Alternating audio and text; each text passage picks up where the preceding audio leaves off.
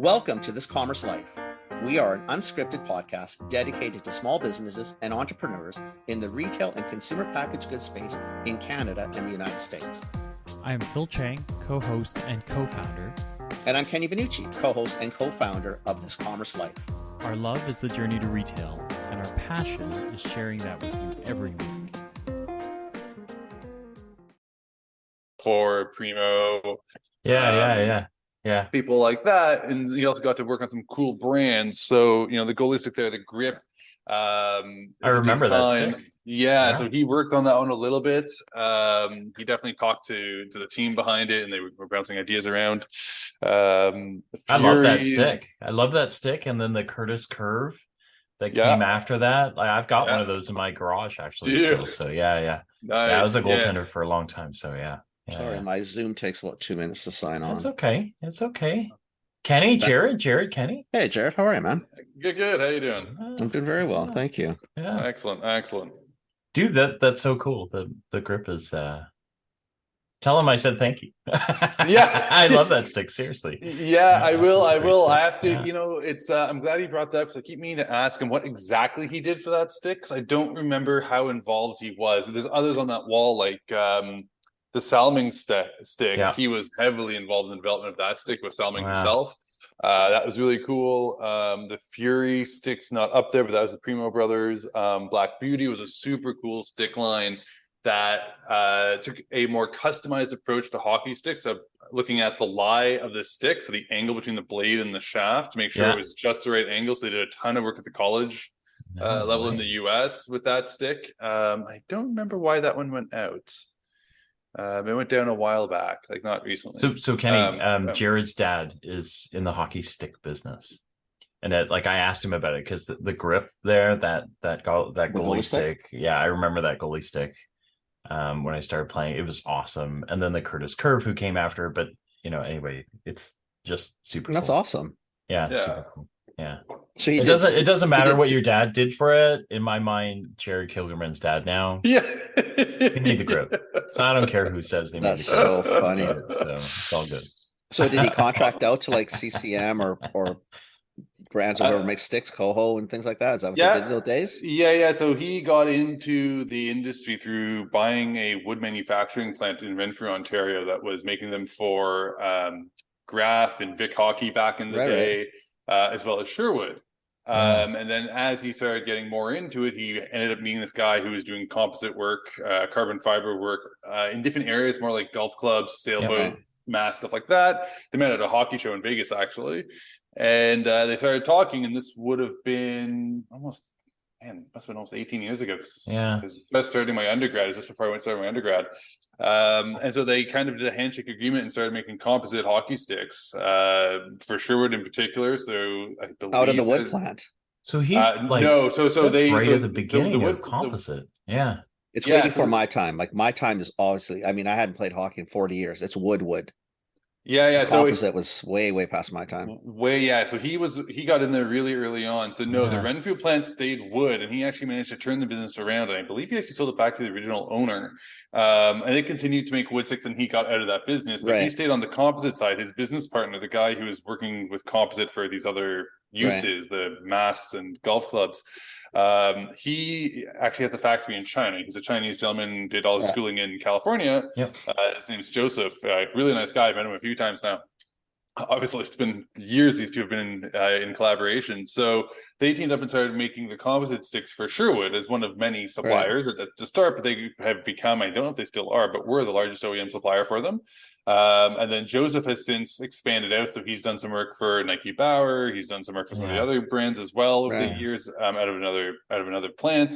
They do all sorts of other private label work. They've done stuff with Costco. So he's all in that space, but my dad's still involved in that, although these days he stepped back quite a bit because now that's kind of running itself to a degree, and he's got all the right people in place. And Joseph does quite a bit of heavy lifting on the manufacturing side.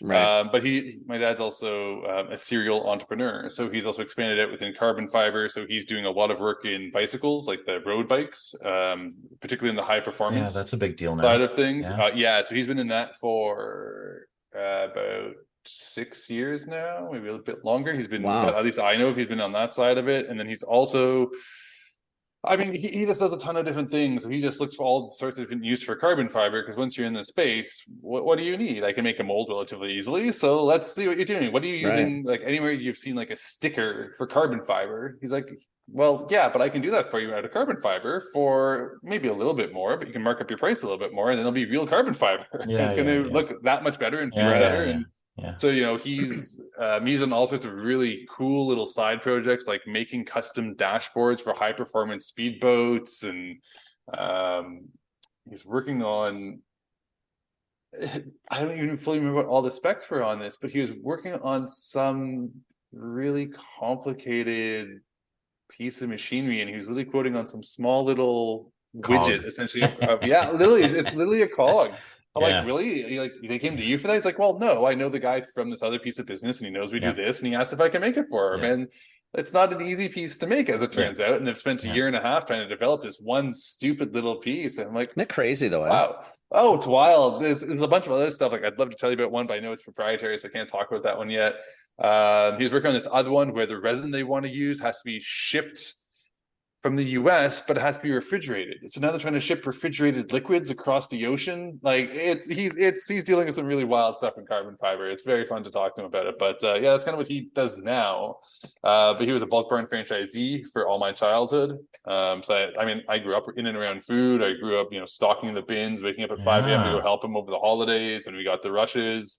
Just did that all the way through my undergrad years. When I came home from undergrad, I'd go into the stores at 5 a.m. to help him unload and stock and all that stuff.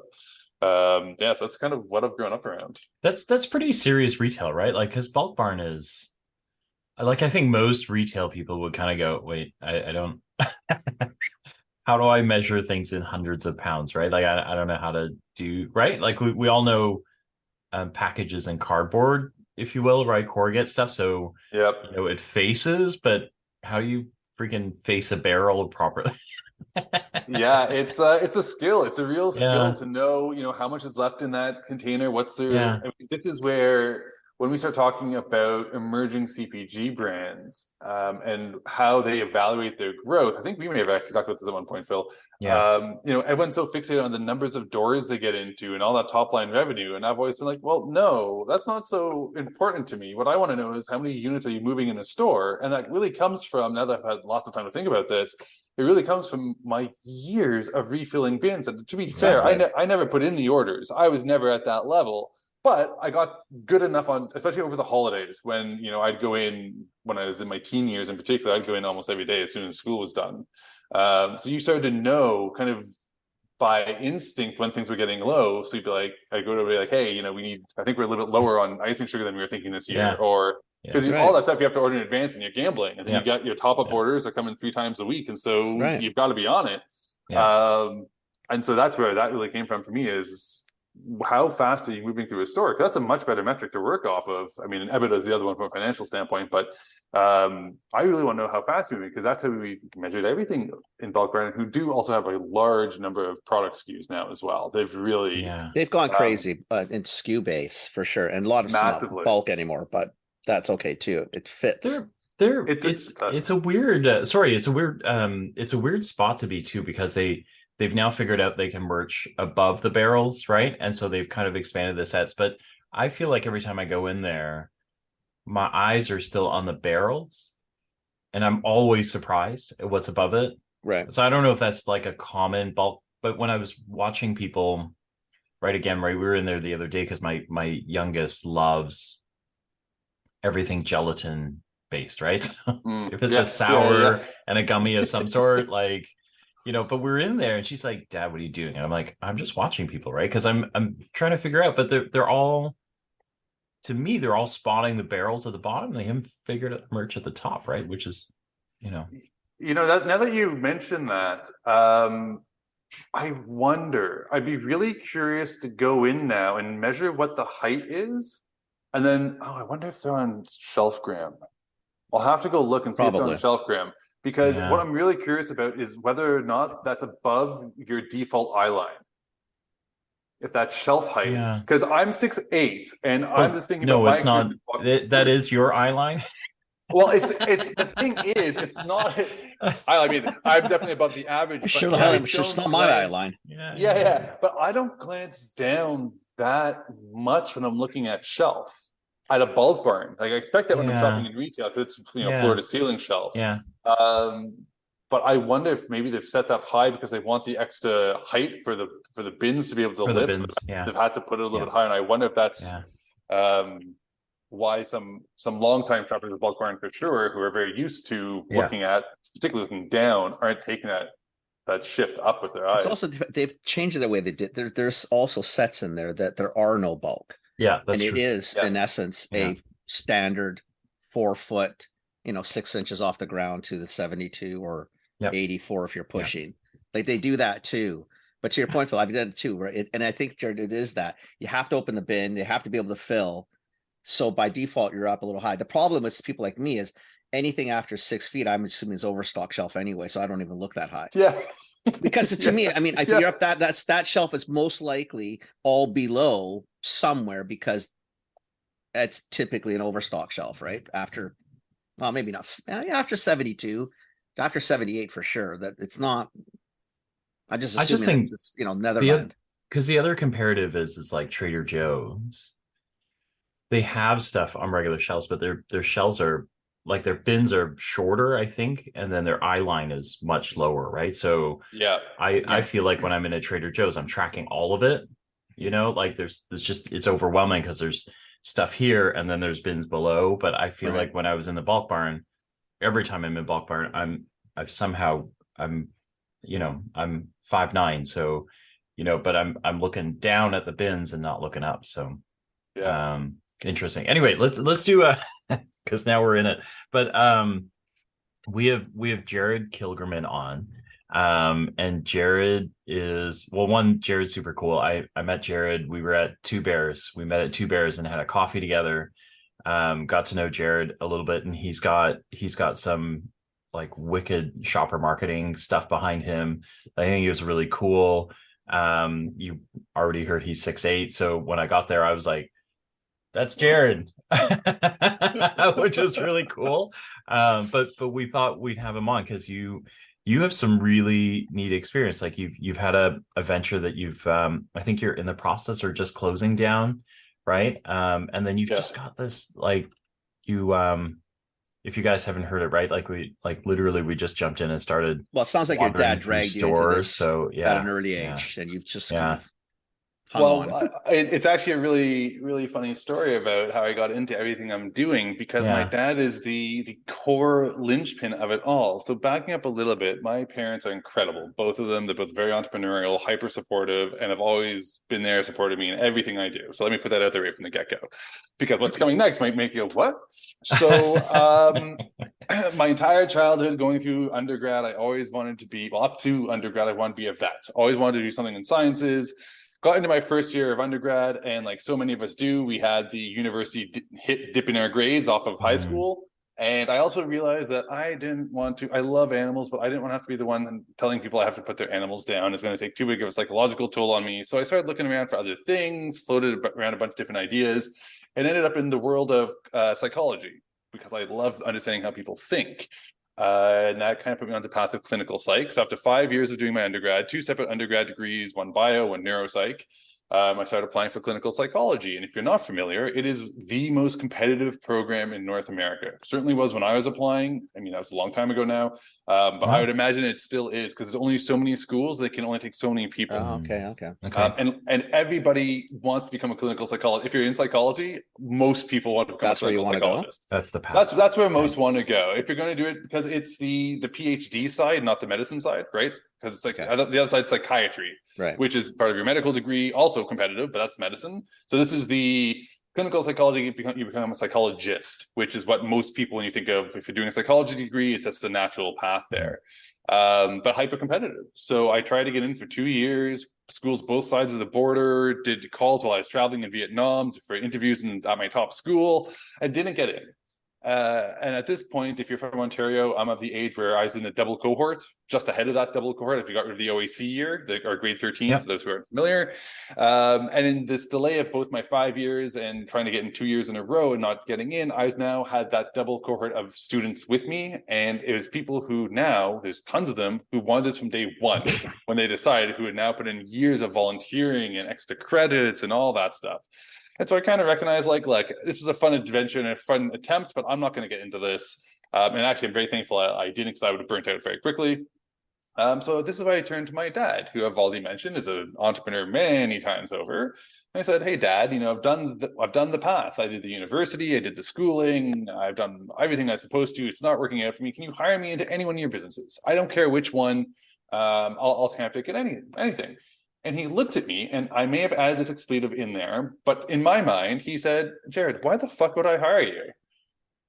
And I was rather taken aback. I'm like, "I'm your oldest kid. I just told you I did the path. It's not working out. I'm looking for something. Help me." And he goes, "Look, you have no real business acumen. Like, the closest you got is you ran your student security department essentially at your undergrad university, which had budgets and stakeholders and all that jazz. And you did your basic accounting course, because even when I was an undergrad as a science kid, I knew I needed accounting.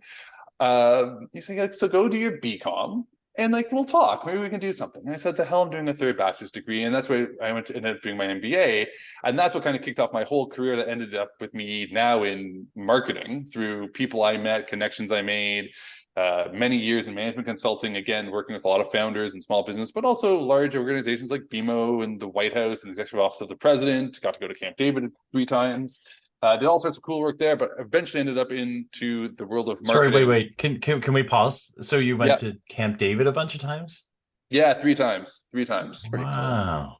Yeah, that's pretty cool. Yeah, amazing. Did you just gloss over So, what would you do at Camp David? I mean, let's stop for 1 second. I mean, I talk to a lot of people. I met the president a bunch of times. Yeah, maybe that's your group of friends. You guys hang out with these people. I don't know these people. Yeah, fair. So I've never met the president. So let me do 2 big asterisks on this one. One, this is all during the Obama years, and so let's just put a time stamp on this. Yeah. I never got to meet the president himself, although I got to tour the West Wing, got to walk, poke my head into the Oval Office, all that jazz. Is very cool.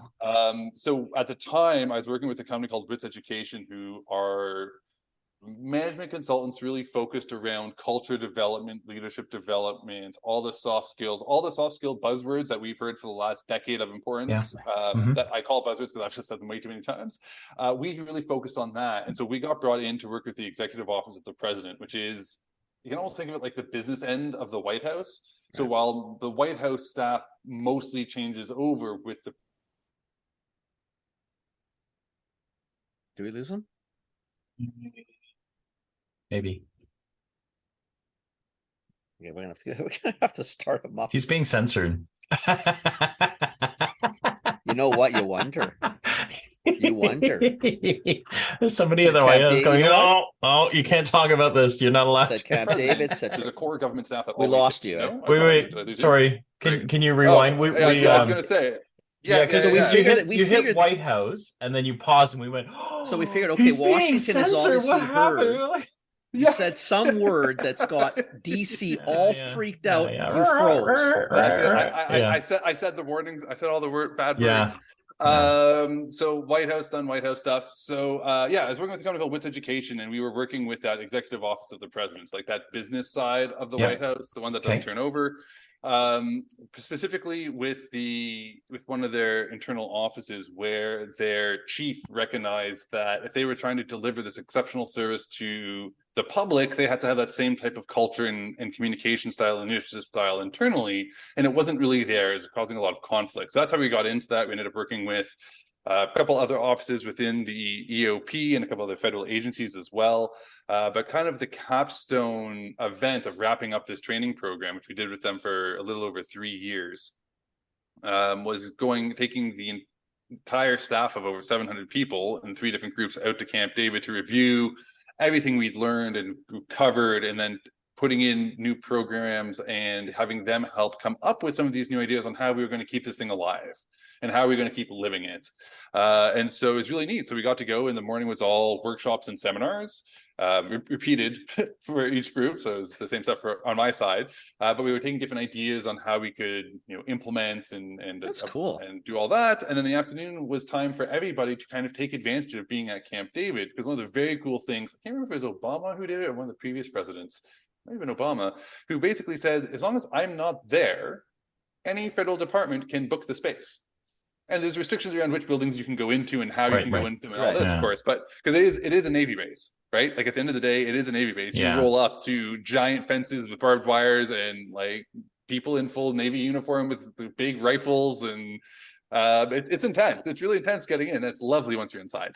But I mean, I got to go bowling on his bowling alley, play in the arcade, shoot hoops. Like, yeah, we really got to take advantage of the whole space. It was wild. No pictures of it, of course, because you're not allowed to have anything with the camera. But I do have.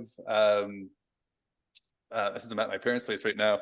I actually brought back a pool cue from Camp David, and it's one of not very many made that were available for purchase. So I have that. I've also got a set of Camp David Scotch glasses. I was gonna say, are you allowed to say that? Because you may have someone knocking on the door next week. Where's the pool? Yeah. Definitely allowed to purchase it. Got the signed receipt. Just checking. You're a tall guy. You could have slid it down. You just walked a little funny for a little bit. Fell in the duffel bag. Exactly. I'm not saying you would do that. I'm just saying, something's happening. It's a possibility. Shit happens. Yeah. Wow, that's pretty cool. Oh, okay, go back. Really cool. I'm sorry. Yeah, you can go back now. That drop Camp David and not. For a minute. It's really funny. I drop it sometimes, and not all Canadians know what it is. A lot of non-North Americans have no idea what Camp David is, and so I kind of mentioned like, oh, that's nice, and they assume it's something of some importance. Let's gloss over it. It's always fun when people are like, "Oh no, hold on, I know what that is." Yeah, well, wait a second, right? That's cool. Yeah, exactly. That's pretty neat. Wow. Yeah, so I did some cool stuff. It was very fun. Did all that for a number of years, but then ultimately came and joined the team at the think tank almost 6 years ago through an MBA connection. So I've already mentioned I'm a very tall dude, obviously, 6'8". And my very first day of orientation of my MBA, I'm walking into the back of this auditorium with hundreds of other people. And I look across the back, and literally the tall guy syndrome kicks in, and I catch eyes with another tall guy across the room.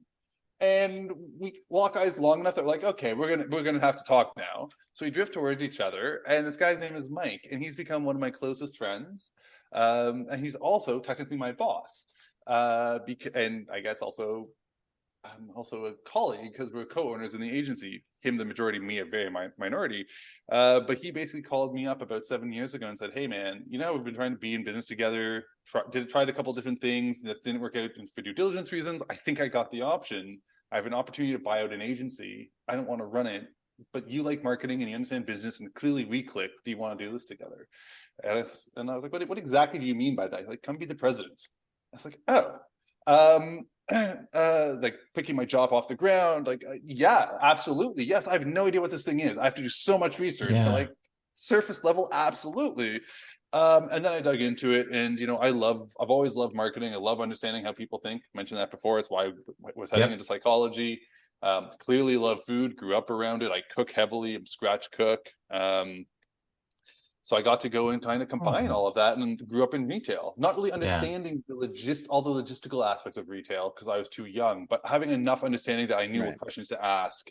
And that's what kind of got me into the agency 6 years ago. Big piece of that was I had to make sure I had two true experts at what we did, because let's be real, even if I drank from the fire hose of knowledge for this entire 6 years, I'll never be as good as someone who's been doing this for a decade, aggressively actually doing the work versus absorbing theory and secondhand knowledge. And my two VPs are absolute rock stars.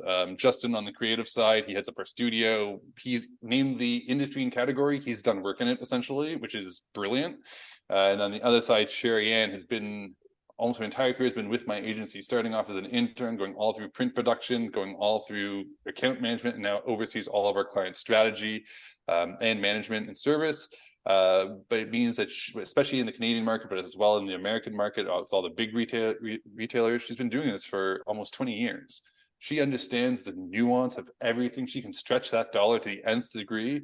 And that's perfect, because that's who I need. Because I can talk high level strategy. I can talk about all the trends, all the research, just how I excel, sharing knowledge into like, oh, I actually need this. I'm like, oh, wait, hold on, I can help you with that. And it's going to make sense for you to work with me on this for these reasons. Then I bring her in and people lose their mind because like, oh my goodness, you were talking to me here, but she just told me how to spend my $10 effectively. Like, that's the difference.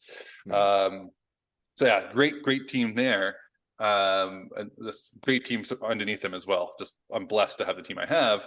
And in my first couple of years of running the think tank, I kind of recognized a few things about the industry and some of the challenges as an agency working the way we do. We're an omni-channel agency with a real focus on shopper and retail. So for those who aren't familiar, it means that our campaigns will use all sorts of different channels. So social, digital, your billboards, out of home, experiential, in-store, any type of in-store, all of that. We're going to pick and choose the right channels and the right budgets to incentivize and influence that consumer to go to a store to try and buy your product. So our core KPIs revolve around that final piece. So awareness and impressions are sub KPIs for us, but really we're being measured on, we want X number of entrants into this contest, or we want this many signups to our financial newsletter so we can retarget them for our credit card, or we want to move this number of units.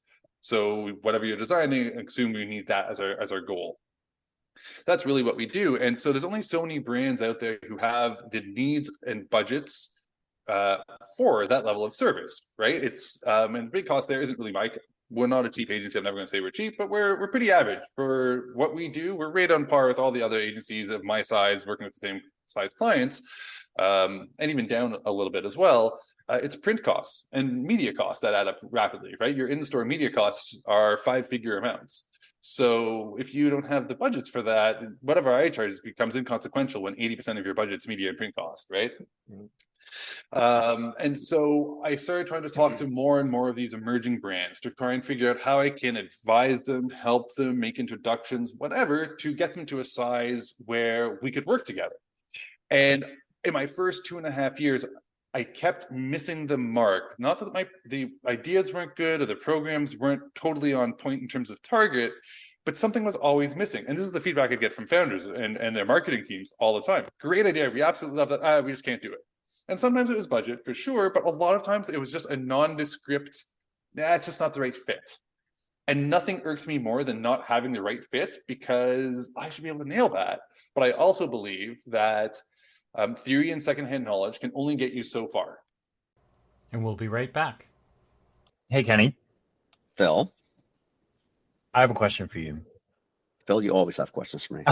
I do always have questions. I feel like an old man sitting here waiting to dispense my wisdom, Phil. No, I think you're going to sound very wise with this one. Oh, boy. So I'm a brand. Yeah. And I'd like to get connected to, kind of major grocery stores, natural food chains, kind of the whole shebang, the entire retail thing, if you will. The only thing I really know how to do is to make my product. Right. So not only do I need to get connected to retail, but I also need someone who's going to help me, explain and walk me through things like, pre-books and promotional calendars, help me with new product launches, things like that. Is there someone that that might be able to help me with that? I would go to my buddy Matt Lebeau. That Lebeau Excel. Okay.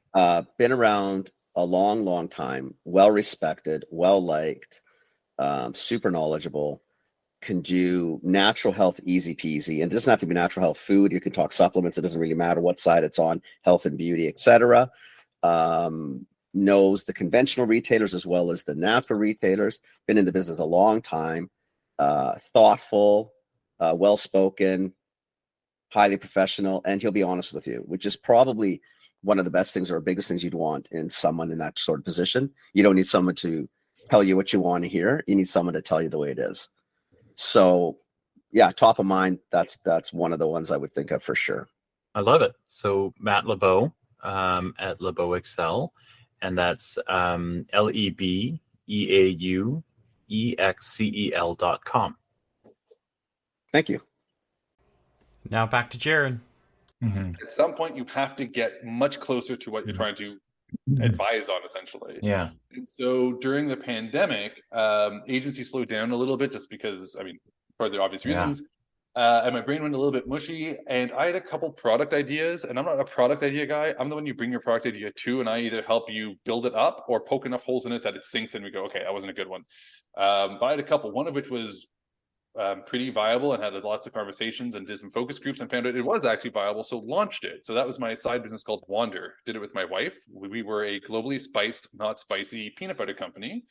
We ran for about 2.5-ish years. We just shut down in January. But the reason I launched it was, like, sure, I would have liked to become a peanut butter king. Like, who doesn't want to become a full-time entrepreneur with their own product? So that was clearly part of it. Part of it was I come from a family of entrepreneurs. I wanted that feather in my cap too. But a really large reason was so that I could better connect with founders. Because A, I was clearly missing something, but B, so many people saw me as an agency president and would just not talk to me because they were scared I was going to pitch them. Or offer things that totally didn't align to where they were whatsoever. And to be fair, having been pitched by countless agencies now, being a founder of a small business, the outreach from most of these people is garbage and so annoying and so frustrating. And so and the emails, right? Oh, piles with no piles. specialization or personalization there, just this rote bullshit. And it irks me to no end, because like my entire life I've been in sales, and nothing irks me more than not taking the time to do 10 seconds of research. So you can at least give me one little tidbit to show me you've taken the 5 seconds. Yeah. Anyways, so I get it from the founders. I totally get it, and the marketing teams totally get it and appreciate it. And so a big chunk of why I did it was so that people look at me and be like, "Oh, you're a founder too." And quite frankly, I got exactly that. I'm getting way more calls now from people being like, "Hey, can I run something by you?" I'm like, "Yeah, of course you can. Shoot. Like, what do you want to know?" I had a call with someone recently. In the first 30 seconds, like, first of all, he took my call because he saw I was a founder. Then he dug into what I actually do, and he knew the call was coming from the agency. And he's like, "So what's on your website? Love your work. Looks incredible. I don't think I can afford you, though." Just putting it out there really early on, like in the first 30 seconds of this phone call. I'm like, "I really appreciate that. You know, I do. But just to be, very upfront, you think I haven't done my own due diligence and looked into your brand and know that you've gone from no stores to cross-country distribution in sub 2 years?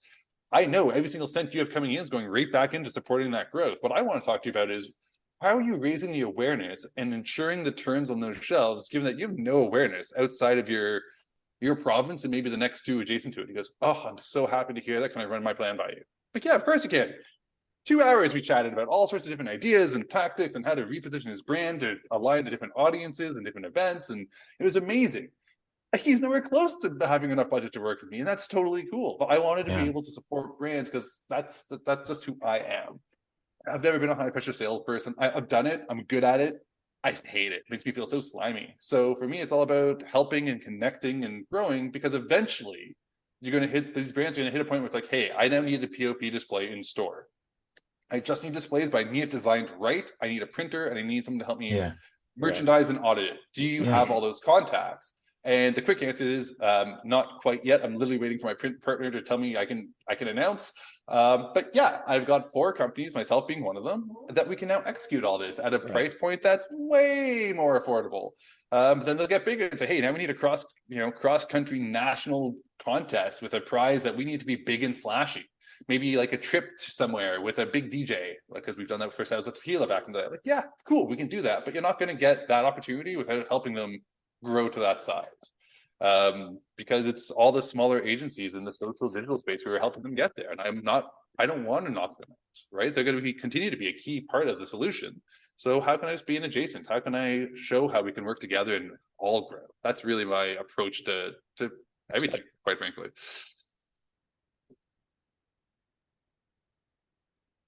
I have questions. Kenny, you have questions?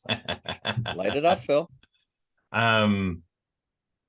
I guess so when you started talking about Wandernut butters, I was so curious but I'm almost like, where you are, I guess the parts that,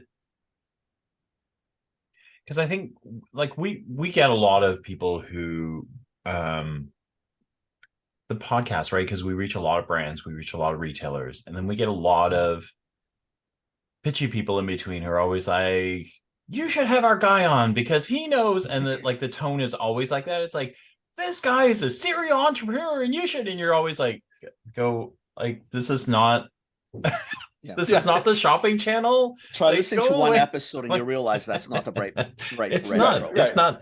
So what, I guess, were there any like big aha moments in what you were looking at? Like, so as you're kind of going through it, because I think like the other side is like Kenny and I do a lot of work with these guys too, right? And we are the same as you. We hate pitching.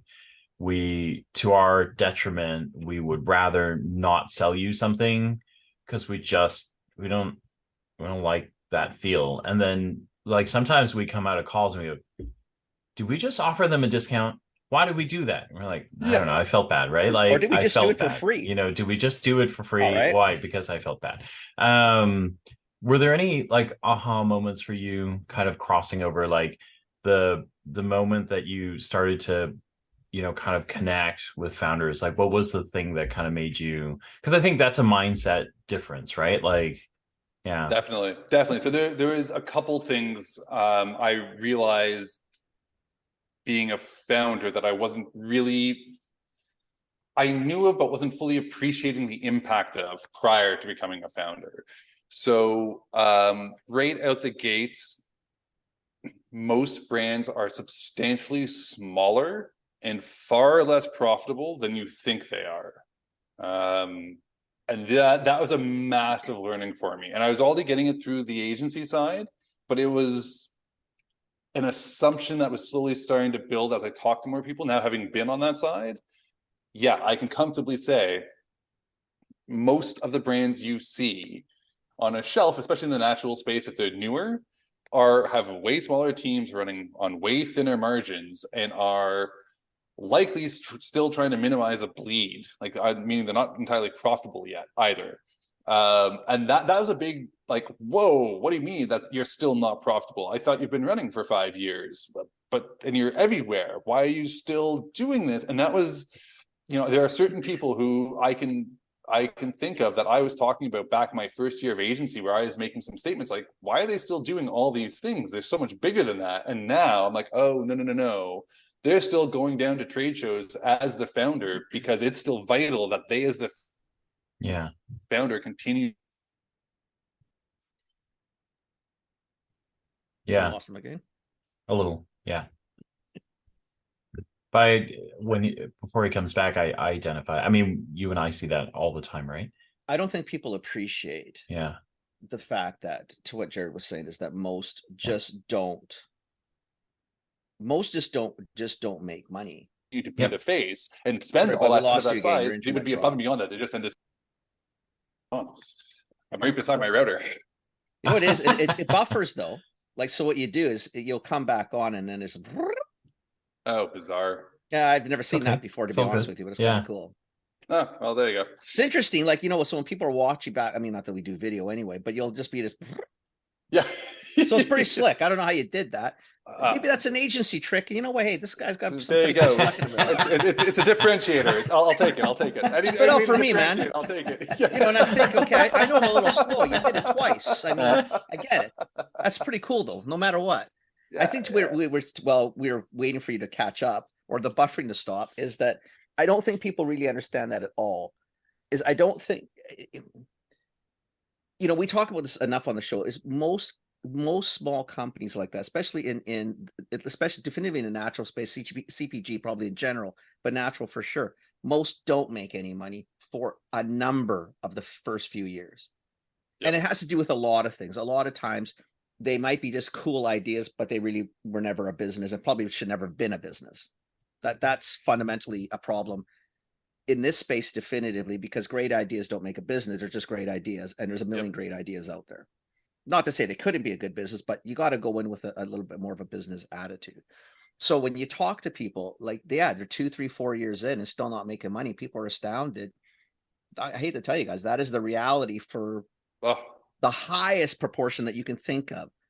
You know, we always tell people there's not a lot of Fadas and Changs out there. I mean, we use them a lot because they're in a natural space. There are, but there's not a lot of them. Most do what you did and I've done, is you get to a point and say, well, shit, I tried. That's it. And that's it. And either you bleed to death or you learn soon enough that, you know what, the Band-Aid is still going to work. I don't have to cut the arm off. That's it. And that's where a lot of people don't get. They go right to the bitter end. And that's sad we're also coming, like, because there's an element of like tech startup stuff that's kind of rolled into the industry, right? Is it's okay to, there's almost like a bit of a it's the fake it till you make it thing, sort of. Yeah, no, but it's not the fake it, because I think everyone has to fake it till they make it, right? It's just the way it goes. But I do think, like, it's not sexy to break even, right? Kenny and I have had this conversation in a line of business that we've been working with, but there's like this constant push and pull of like, what do we need to break even? And then the other voice in the room is, well, no, I want to talk about, the next 5, the next 10 years. How do we do that? And we kind of go, well, you need to break even, and then you can lean into risk, right? Because then needs to be a viable entity. Then it's sustainable, and then I can go, right? But the conversation we hear a lot of is, no, here's where I'm going to be in 5 years. It'll be fine, right? Are you going back to pick up, like, is the money tree dropping because the money is blooming off the tree now, or do you have a mattress stuffed with cash somewhere that we don't know about? Like, or what they'll say is, it's money. You can get money, like money is out there, but we always tell people there's no such thing as free money. Everything has got a string or something attached to it. It just doesn't fall from the sky. I mean, it seems to. But sooner or later, Well, no, not later, right? Because now sooner is sooner, right? It depends on who it is, right? Like the Italian Express are the same. You can dance all night, but sooner or later, someone's got to pay the band. Yeah. Right? Like. For sure. And that was one of the, when I shut down Wander, there was kind of there's the 4 big things I think you need a lot of to be successful. And all of them require so much more than what you think you do, but also what you're advised about. Because I think there's a lot of fantasizing the journey a little bit going on as well. So, the big 4 for me are, margin. You need at least, it used to be 50%, but really realistically, you need 60%, right? You need a 60% minimum to be viable. And we didn't have that when I launched Wander, right? I was working on a 50% assumption. I was just shy of it. But by the time we shut down with inflation, we were dropping to below 40. So like, it's a pure black and white decision for me. And that was the biggest reason we shut down. Like, this isn't viable anymore. We're done. Right? Like, very clear black and white decision. The second one's capital, right? Yeah. You can't bootstrapping. When you hear someone is bootstrapping, they are talking about a high 5, low 6-figure amount. Not $10,000-$20,000. No. You might be able to do that in the US, maybe. There's been a couple success stories who've done it, but it is a grind. But you're really starting to, like, you need to go to BDC at that $50,000 right out the gate, and you need to go. And I didn't intentionally, because this is a side business where I knew I wasn't going to be able to give it all the focus and attention and everything else it really needed, and I wanted to test my concept before I plugged my entire life savings into it. Right. I mean, to your point, I had access to capital. Capital wasn't going to be my problem, but my margin disappeared. Why would I go and sink cash into that, right? Yeah. So we hit that point where it's like, I either need to invest or we need to pull. And easy decision. Third one to kind of hint at time, right? So I run an agency that, granted, I'm less involved in my day-to-day than the rest of my team is, but I still have to manage and run the thing, make sure we're growing and finding clients and all that jazz. I have a 4-year-old daughter who is my life and pride of joy.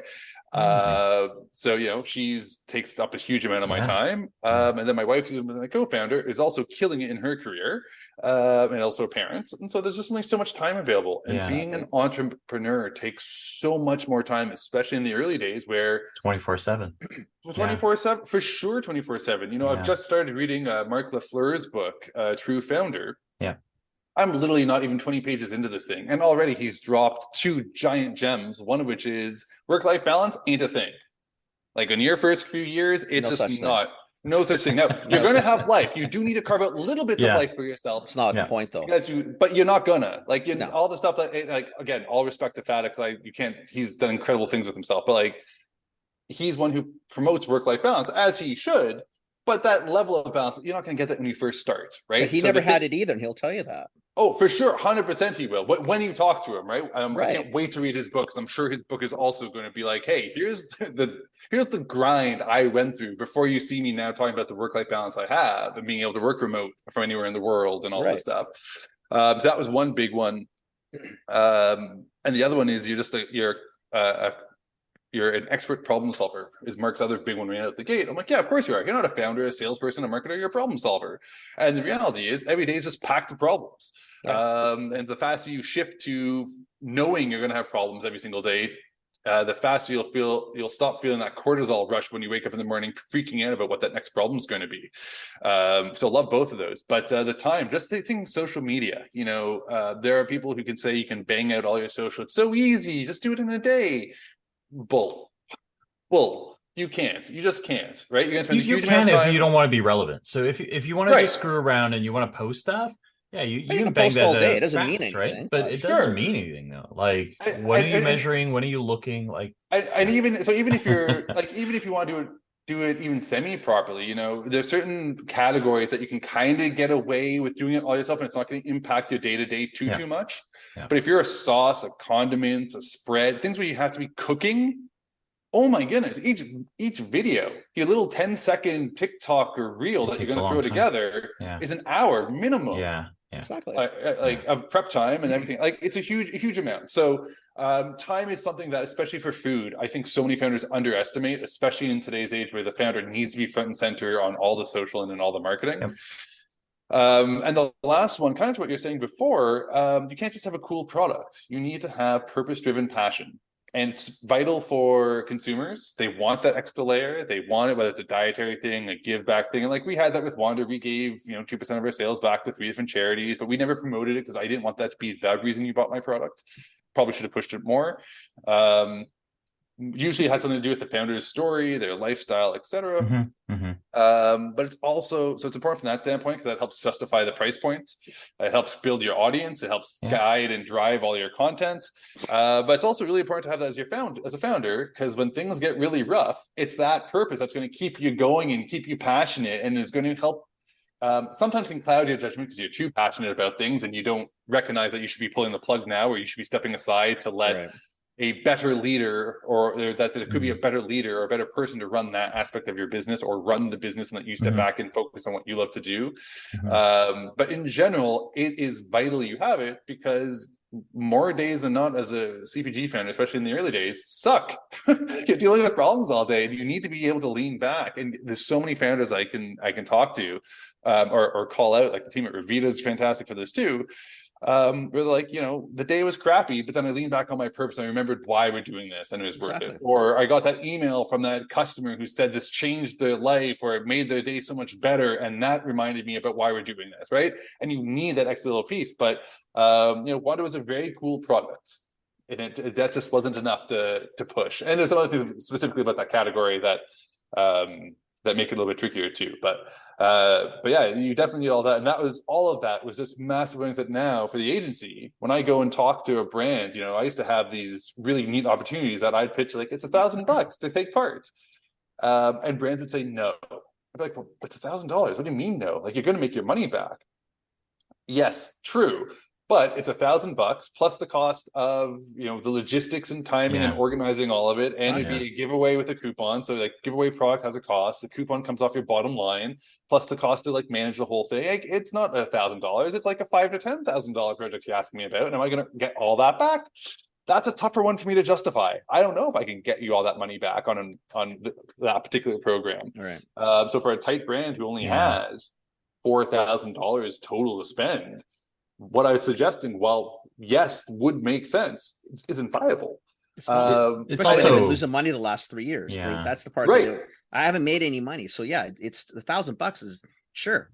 100%, and that was a huge, and even now I'm talking to brands. I have Vivaldi kind of floated. I'm hoping he launches it soon. So talking about POP displays at minimum order quantities of 50 and 150 per unit.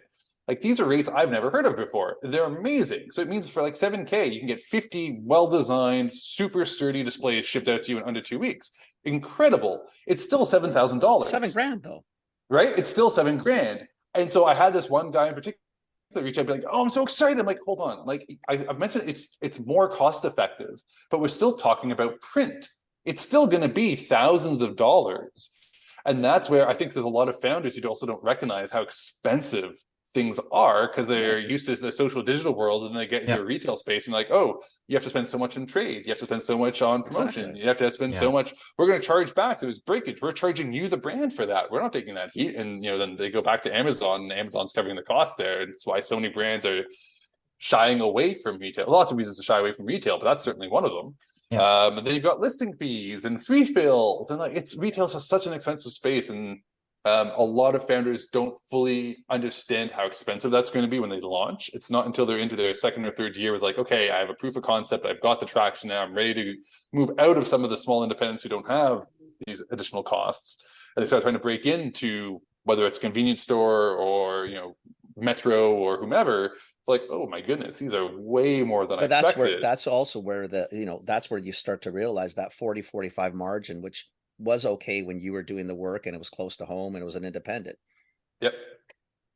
That's you not can't viable. You can't work on that with a no, with not a at major. all. No, you're gonna get killed. Annihilated. And the majors the independents have more of an interest in seeing you succeed, because they play in the local small business space too, and they want to help if they can. But the big ones don't give a crap. Like, they legitimately don't care. And some of them are slightly better than others. I'm not gonna, I have colleagues who work at all of them, and there's goods and bads to all of them, right? Like, none of them are amazing for small brands. Not one of them. They're all at the end of the day, they're not designed for small bands at all. You'll find stories, and media will pick up, and you will find darlings every once in a while, and God bless them. That's fantastic. I'm happy for you. For sure. But the reality is, they are meant for the Proctors and the P&Gs and the J&Js of the world. They are not meant for small people. Period. 100%. Now, unless you're in the 70-75 margin, like we talked about originally, you might have odds. But just understand, they're going to chew that money up. Oh, fast. Really fast. Really fast. And that was a big learning for me as an agency side, right? Because again, you walk into your grocery store and you walk down the aisles, you see all the big tier 1, tier 2 brands in the center aisle, which are obviously my target audience, but there's your 5 majors who own all of them with all their subsets, sure. But say there's 100 brands who I could technically go after, but there's hundreds of me as an agency trying to get them. There's only so many. So I've been fixated since I joined the agency, trying to figure out how I can work with smaller brands. And the reality is, I just can't for most of them. For the most part, most people can't. Jared. That's the big one, and that's the huge one, because I talk to all these people who are trying to break out as freelancers and do their own thing, trying to target startups. I'm like, it doesn't. There's no money. There's lots of need, but there's no budgets, and the budgets are so low that even you as a freelancer are going to have a tough time making justifying your costs. And conversely, on the brand side too, because I talk to all these founders about it. When they come back to me and like, why is everything so expensive? Why can't we just all team up and pay one designer? We'll do it as a group fee. I'm like, because it doesn't work that way outside either. Like, if you want to team up to do a POP display together, okay, sure, you'll save on the design cost, but you have to merchandise that thing, and that's going to be triple the cost. It's not going to be a third of the cost, because you have to deal with 3 different things coming in, 3 different handling fees. It's going to add up. So no matter how we can't design one package for all 3 of you. We can't design one banner for all 3 of you. The print. Are you going to share the same banner? Like what? Right. So it doesn't work.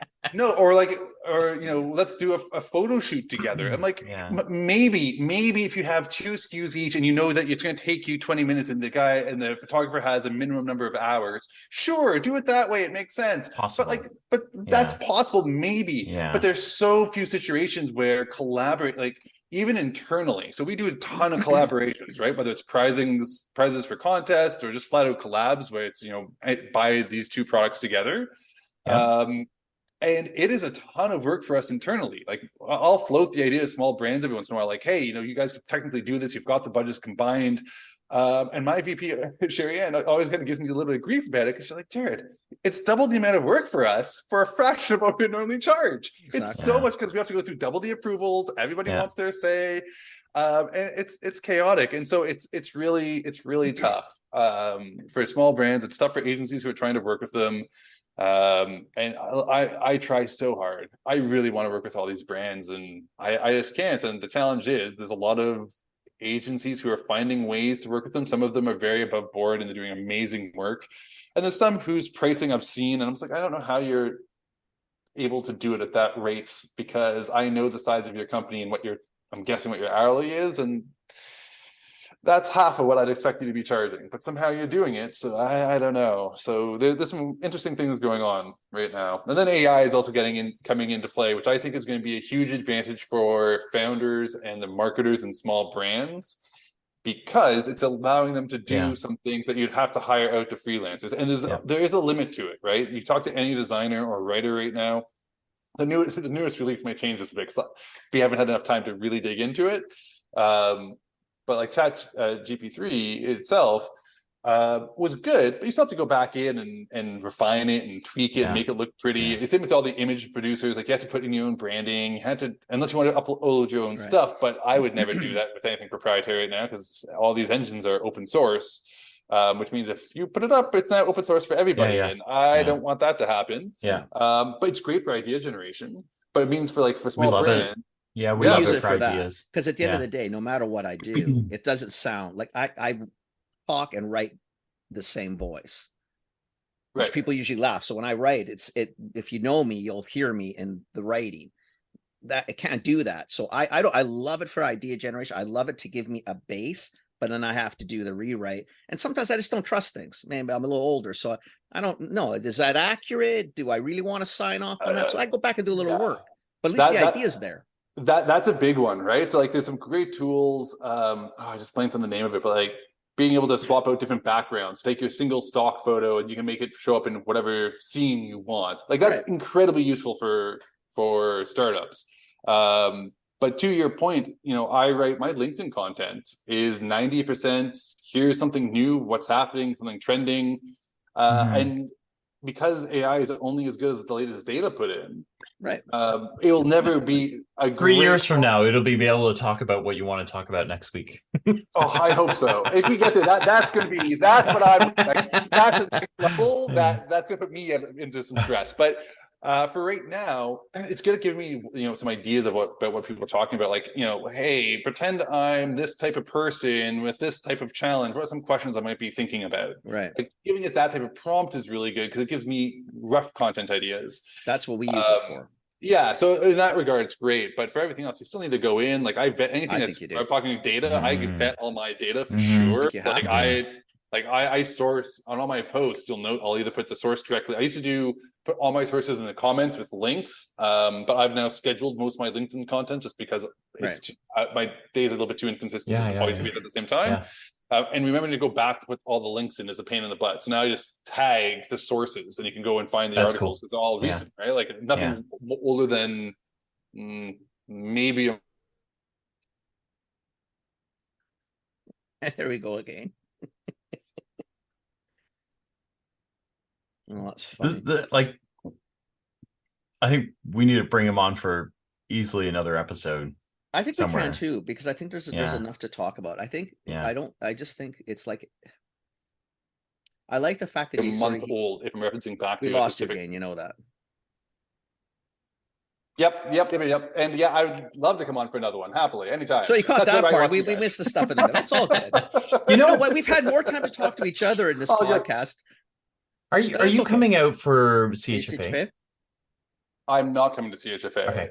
Okay. Yeah, too expensive for me to attend. Yeah. That makes sense. No biggie. You know what's firing for me is would love to bring you on, and then maybe we do it in the East, but it'd be cool to walk, because you've got like a ton of, you've got a ton of knowledge on a bunch of things, but the shopper marketing bit is really interesting. So I feel like we could walk a bunch of aisles too. and like You're just one of the talk few. through. What I like about you, Yeah, and yeah. I like you more now because now even when I'm He didn't reading like you your LinkedIn in before, my but he head, likes you more now. well, because that's the way it is. I'm going to tell you how I see it. I don't give a shit if it makes sense or not. It's my world. Hey, I get my spot on my podcast too. It's me. So now I see when I read your stuff, I can hear you. It's different. Like I like to see because I do read your stuff. You write well, but I actually now can think, okay, well that actually is him because you never know before, right? I don't know who the hell you are.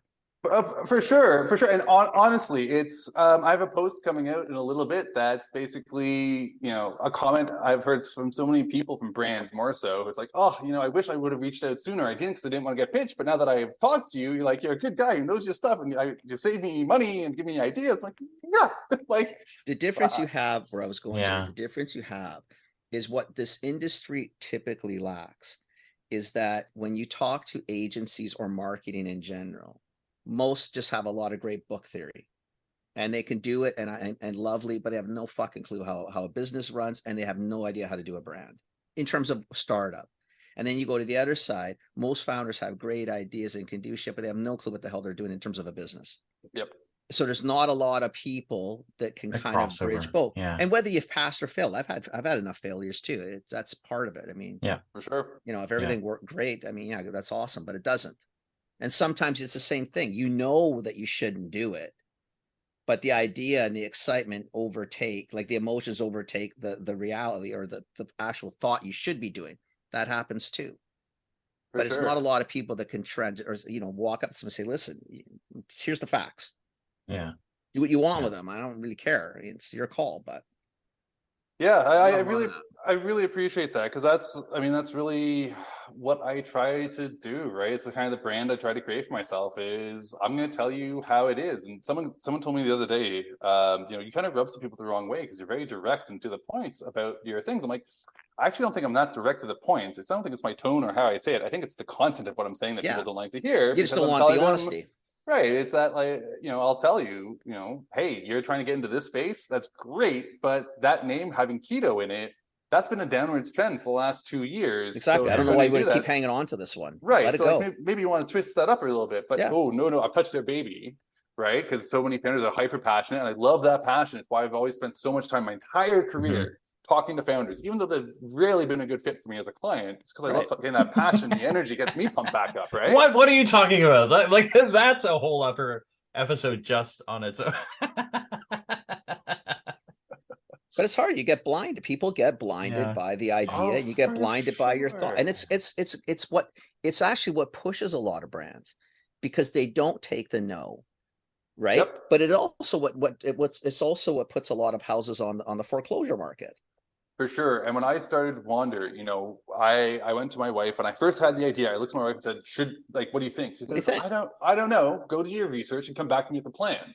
She knows how to play me like a fiddle.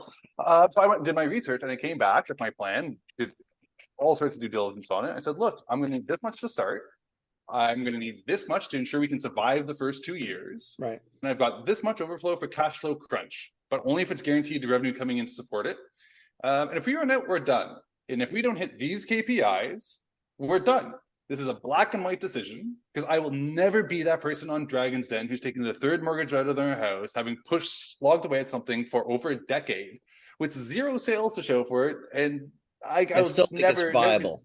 And still think it's viable. I will never be that person. And so, and you know, even when I did my focus group test on my recipes, so I went out to about, I think it was 43 households. They had over 100 people to give me feedback. And this was in the middle of the pandemic.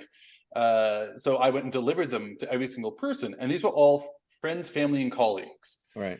And it was key that was the case because, and I measured my metrics differently because I didn't want to avoid bias, and I can get into that later. But when I went to each one of them, I said, look, I needed to be brutally honest with me on this because I'm about to potentially finance a $40,000 piece of equipment. And it's not my future that's going to be jeopardized. It's my daughter's because this is money that's otherwise would go into her education. So don't mess around with me. Like, give it to me really straight. Because if it's not viable, I'm out. I'm out before I even put money into it. And that's why when I said I had a viable idea, the feedback I got showed that there was enough there for it to be a viable business. And then there was just a question of whether or not it'd be viable at scale. Because as a small business, it was totally viable. Scalable, that was the question mark. It looked doable, but until I got into it, I wasn't sure. And now having come out of it and having talked to another founder who was in the space who also just exited, there's some really interesting nuance to peanut butter in particular. In the way consumers buy it. And it's a tough category. Super tough category. It's a tough category. One of the companies in the US who, before I even launched, their GM spent probably an hour and a half talking to me about the entire history, the process, the whole shebang. They just shut down this week. They were just shy of their 10th anniversary. Which is brutal. Amazing company, but it's a tough category. Very tough category. Really tough. It typically ends up running as a commodity, and it's a commodity business is a commodity by definition. What is it? It's you just moving tonnage. That's it. And that's when you need to really be vertically, because throwing any steps in between really hurts. Done. And that's kind of a misconception for peanut butter, but I think it holds true for a lot of categories that are viewed as commodities at the base level. So if you're a specialty peanut butter, you're not viewed as a specialty peanut butter. You're in the same bracket as, well, you're viewed almost as the same as like an almond butter. Like they view as that premium. So if they can't afford their go-to, they default down. So like if you're talking to like a specialty almond butter buyer, and they can't afford that, they don't default. There's no such thing as a cheaper almond butter. They drop all the way down to the cheapest peanut butter. So they skip over the whole specialty peanut butter category. Spread. Right down, right? It's wild. And so it's one of those things where, and it's true for a lot of categories, there's almost this false promise or this false blue sky that there's an opportunity there. And there is, as long as people have money. The problem is, just like if you don't have a bigger purpose behind your brand, a good product isn't enough when your buyer is looking at dollars and cents. Marie from Sampler was just sharing some stats about sustainability, and like sustainability is really important to consumers, but after price, right? And so for all these brands who are putting sustainability front and center, it's like no, it is important, but if you're the most expensive thing in your category, you can spend all your money pushing your sustainability message. You're not going to move units. But look at stores. Look at how we all shop. Yeah, right. Exactly. Saving this planet is paramount. The whole store's full of plastic. 100%.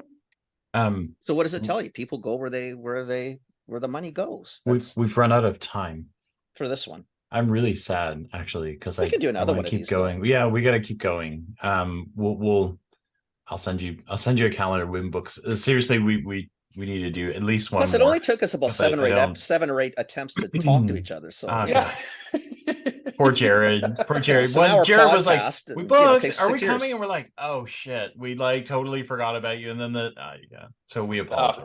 All good. It ended up working out okay. I had some other stuff to take care of, so I have always got stuff on the back burner. But yeah, we'd love to do another one of these.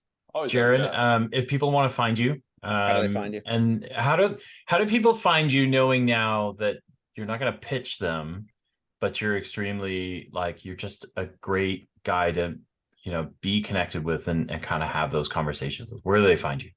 I live, die, and breathe on LinkedIn. You can find me there daily. I'm there. It's probably the best place to get my attention quickly. Just drop me a message. You can send a connection request as long as you don't look like you're about to pitch me. I typically say yes.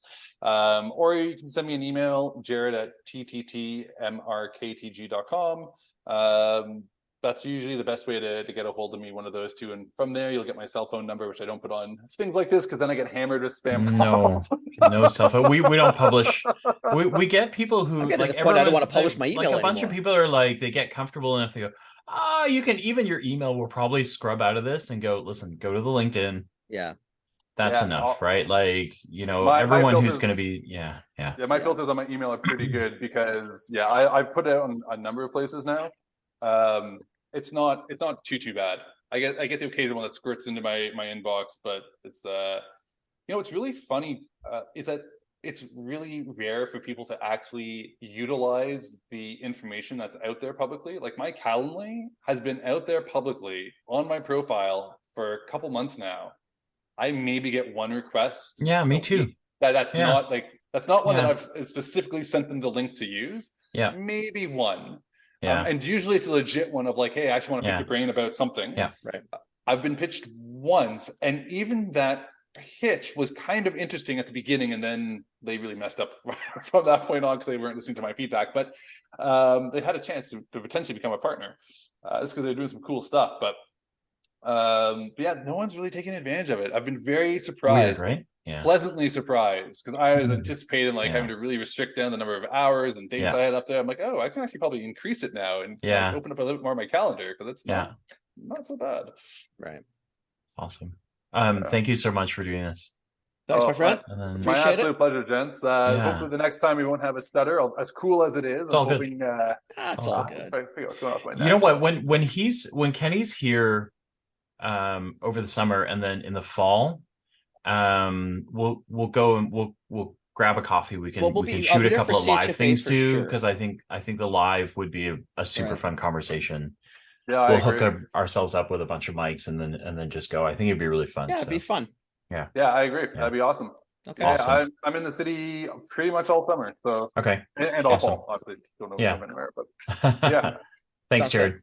Awesome. Thanks, buddy boy. Okay. We'll chat. Hey, my pleasure, guys. We'll chat soon. Okay. Phil, you hang on. Bye. Jared, have a great day, man. Thanks, you too. Cheers. Take care. That was awesome. It's very cool. Okay, we gotta go. Very cool. Thank you for listening. Thanks for listening, everybody.